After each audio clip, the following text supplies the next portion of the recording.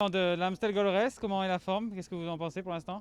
L'Amstel, j'avais pas des sensations hyper bien, donc j'étais pas dans une très très bonne journée, mais voilà, au final j'ai réussi à m'accrocher et à essayer de travailler au mieux pour Valentin. Voilà, on était tous les trois avec Rudy, je pense pas forcément à 100% pour jouer. On était un petit peu derrière, voilà, les trois de devant étaient intouchables, on finit dans le groupe juste derrière. Moi ça allait mieux dans la bosse après le Coberg. Le Coberg c'est pas forcément, je l'ai vu dès les premiers tours, une bosse que j'ai aimé.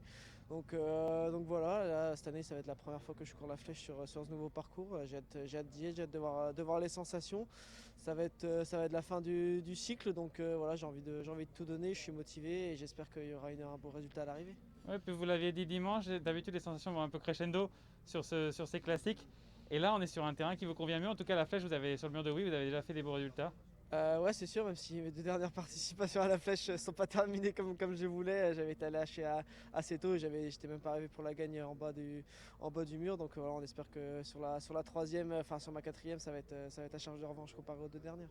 La difficulté pour un coureur comme vous, c'est d'être bien placé au pied. Parce qu'une fois que vous êtes bien placé, il n'y a qu'à produire votre effort, si je puis dire. Et vu la forme que vous avez montré à rater, ça devrait aller. Mais c'est vraiment le placement qui est difficile pour un Ouais, coureur comme c'est vous. sûr que même ça va être aussi de la lecture de la course. Après, je pense qu'il y a énormément de formations qui vont être là pour cadenasser la course. Il faudra être placé aux endroits stratégiques.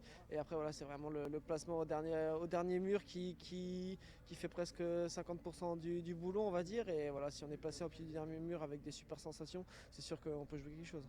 Est-ce qu'il y a un grand favori ici sur cette flèche-là? Bon, Alejandro Valverde, je pense, reste toujours un grand favori. Julien Lafilippe, il y a énormément de favoris en fait. Que ce soit Alejandro Valverde, Julien Lafilippe, même des Michael Woods, des Primoz Roglic.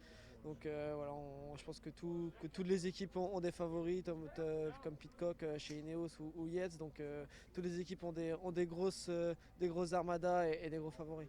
Merci David, bonne chance.